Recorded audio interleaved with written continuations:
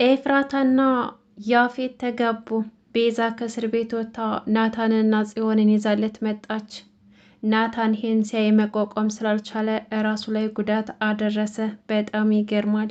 ሰላም ሰላም! ውድና የተከበራችሁ የቻናል ቤተሰቦች እንዴት ናችሁ? ደህና ናችሁ ወይ? ለዚህ ቻናል አዲስ ከሆናችሁ ሰብስክራይብ በማድረግ ቤተሰቡ ነው። እንደምነባር ቤተሰቦች እንኳን ደህና መጣችሁ። ሐረግ ድራማ ክፍል 64ን ይዘን መጥተናል። በዚህ ክፍል እንግዲህ አስደንጋጭ ነገር ተፈጥሯል። እሱ ምንድን ነው አስደንጋጩ? ያፌትና ኤፍራታ ተጋብተዋል ማለት ነው። ቤዛም ደግሞ ከእስር ቤት ወጥታ ልክ እንደተባለችው ጽዮንን ወደ ሰርጉ ይዛው መታለች። ምክንያቱም ጽዮን የያፌት እህት ስለሆነች ያፌት ደግሞ እህቱን መጉዳት አይፈልግም። ይልቁንስ በጽዮን በኩል ወንድሙ ናታንን መጉዳት ይፈልጋል። ለምን የያፌት ተባባሪ ናት ብሎ እህቱንም እንዲጠላትና ከእህቱም ማረቅ ይፈልጋል። ይሄ ነው አንድና አንድ ሀሳቡ ማለት ነው። ኤፍራታን ማግባትን ብቻ ሳይሆን ናታን የሱ የሆነን ነገር ወስዶ ብቻውን እንዲቀር በቃ አሁን የቀረችው እህቱ ነበረች። ጽዮንንም ከሱ ጋር ወሰዳት ማለት ነው። ጽዮን ያፌት ሰርግ መጣች ማለት እሷንም የያፌት ተባባሪ አድርጎ ስለሚያየት ናታን በመካከላቸው ጥላቻ እንዲፈጠር ያን ነገር ነበር የሚፈልገው። እሱም ደግሞ ደርሷል ማለት ነው። እንግዲህ ቤተሰቦች በዚህ ክፍል ኤፍራታ በውስጧ የያዘችውን ሚስጥር ለማንም ሳትናገር ብቻዋን ስትሰቃይ የነበረ፣ ቤት ውስጥም ሊረዷት አልቻሉም። ጽዮንም እንግዲህ አንቺ ለወንድሜ አትገቢም፣ በአንቺ ምክንያት ንብረታችንን አጣን፣ የቤተሰቦቻችንን ለብዙ ዓመታት ሲለፉበት የኖሩትን ገንዘባችንን ንብረታችንን በአንቺ ምክንያት አጣን። ቆይ አንቺ ማነሽ? ማን ስለሆንሽ ነው ይሄ ሁሉ ነገር መስዋዕት የሚከፍልልሽ ወንድሜ? በስተመጨረሻም ደግሞ የወንድሜን ሕይወት አበላሽተሽ አልፈልግም አልሽው። አንቺ ማነሽ?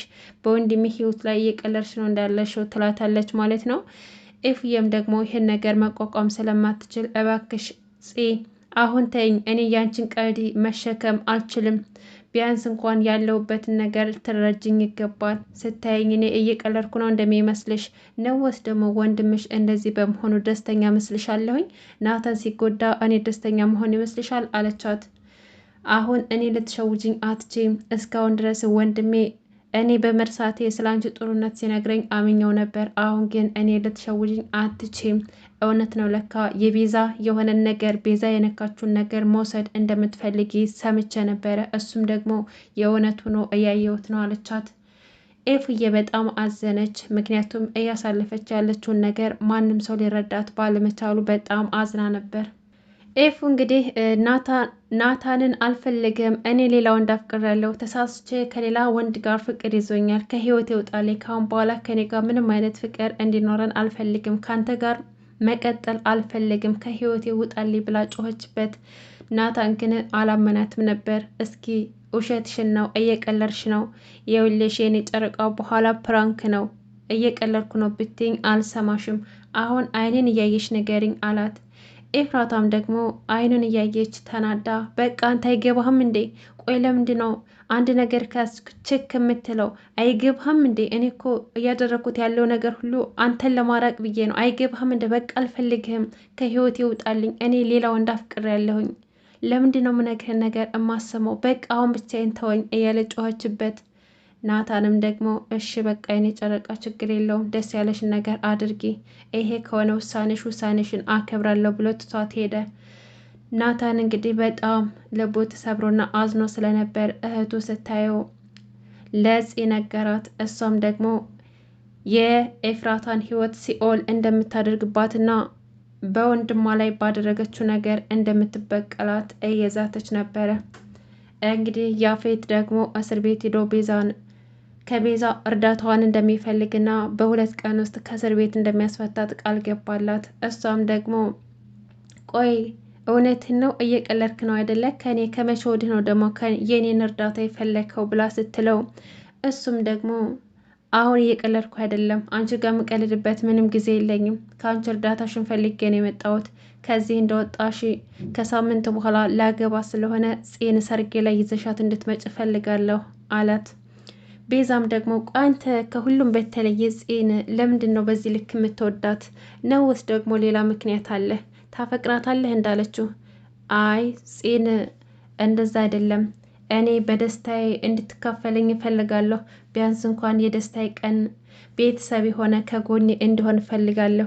እኔ ደግሞ ቤተሰብ የለኝም። ስለዚህ ጽዮን ከሰርጌ ላይ እንድትገኝ እፈልጋለሁ። ይኸውልሽ ደግሞ እምልሽን ነገር እያንዳንዷን ማድረግ አለብሽ ይላታል። ቤዛም ደግሞ እውነትን ነው ግን ማንን ነው የምታገባው አለችው። እሱም ደግሞ ኤፍራታን ከሳምንት በኋላ እንደሚያገባት ነገራት። ቤዛም ደግሞ እሺ ብላ ሀሳቡን ተቀበለች። ምክንያቱም ኤፍራታ ያፌትን ካገባች እሷ ደግሞ ናታን የእሷ እንደሚሆን ስለምታውቅ ማለት ነው።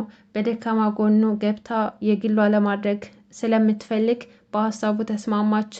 ያፌትም የውልሽ ደግሞ ጽዮንን ብቻ ሳይሆን ናታንንም ይዘሽልኝ እንድትመጭ እፈልጋለሁኝ። ምክንያቱም ደስታዬ ላይ ሁለታቸውን መገኘት አለባቸው፣ ናታንም ጽዮንም ብሎ ይነግራታል። ቤዛም ደግሞ በሀሳቡ ተስማማች። ነገር ግን እውነት አልመሰላትም። ምክንያቱም እሷ ኤፍራታንና ናታንን ለማለየት ብዙ ነገር ሞክራ ስለነበርና ስላልተሳካለት እሱም ይሳካለታል ብላ አላሰበችም። ቢሆንም ግን ከመስማማት ውጭ አማራጭ የላትም። ኤፍዬ እንግዲህ ቤት ውስጥ ብቻዋን እያለቀሰችና ልቧ ተሰብሮ ይገኛል። ምክንያቱም የውስጧን ምን እንደሆነች ራሱ የተረዳት ሰው የለም። እንዳትናገሪ ስላላት ለማንም ሰው ትንፍሽም አላለችም። ናታን ደግሞ እራሱን እየጎዳ ይገኛል። ቤት ውስጥ ተሰብሮና አዝኖ እንዳታየው ከቤት ውጭ ወጥቶ ብቻውን ከዚህ በፊት ያሳለፉትን ትውስታዎች እያስታወሰ ራሱን ሲጎዳ ነበር። በጣም ይገርማል።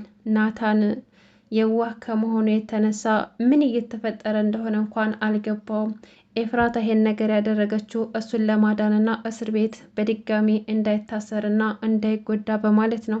ነገር ግን ይሄን ነገር እንዳትናገሪ ስላላት ለማንም ሰው ስላልተናገረች የተረዳት ሰው የለም እስካሁን።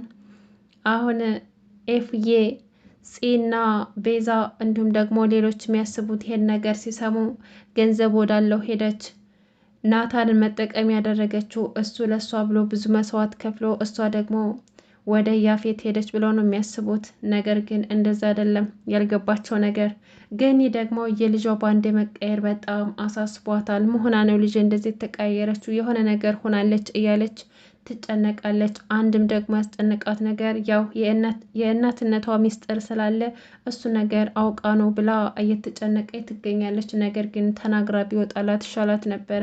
አሁን ላይ ኤፍዬ እሱ ነገር እያሳሰባት አይደለም። የሚያሳስባት ከያፌት ጋር እንዴት መቀጠል እንዳለባትና እንዴት ሚስት ሆና እንደምትቀጥል በጣም እየተጨናነቀች ትገኛለች ማለት ነው።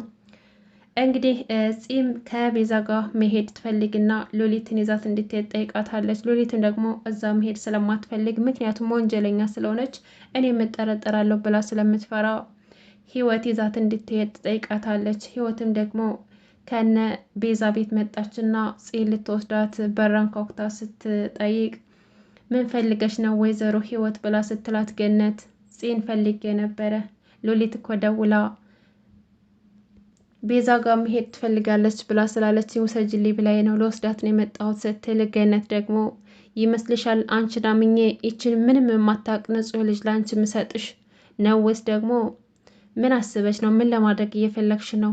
ነው ወይስ ደግሞ ቤዛን እንዴት አድርገሽ ከእስር ቤት እንደምታስወጫት ጠንቋይ ቤት ልትሄጅ ነው? እሷንም ልትወስዳት ነው እንዴ አለቻት። ኧረ በስመ አብ በይ ገኒ አንቺ እንዴት ነው እንደዚህ የምታስቢው አለቻት።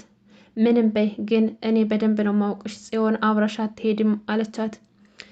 ገኒ ግን ምን ያክል ፈጣሪ ቢባርክሽ ነው። እዚህ ቤት ያሉ ሰዎች በጣም እድለኞች ናቸው። እንዴት ነው ልክ እንደ እናት ሆነሽ የምትከላከልላቸውና የምትጠብቂያቸው ትላታለች። ገኒም ደግሞ ኧረ እባክሽ ዶሮን ሲያታልሏት የፈላ ውሃ ለገላሽ ነው አሏት አሉ። አሁን ለመሸወድ አትሞክሪ፣ እኔ ማታለልሽ ነው የኔን አንጀት መብላትሽ ነው አይደለ ትላታለች።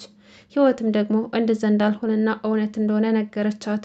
በስተ መጨረሻም ጽዮን እሷ ያለችው ነገር ካልሆነ ስለማትሰማ በእኔ ውሳኔ ማንም አያገባውም፣ ያንቺን ፍቃድ እየጠየቀሽ የለም ብላ ከቤት ወጥታ ሄደች ቤዛ ጋር። ቤዛ ደግሞ ጽዮን ስታናግራት ወንድሟ እንዴት ተጎዳባትና ኤፍራት አልፈልግህም ሌላ ወንድ አፍቅሬያለሁ እንዳለችው ነገረቻት።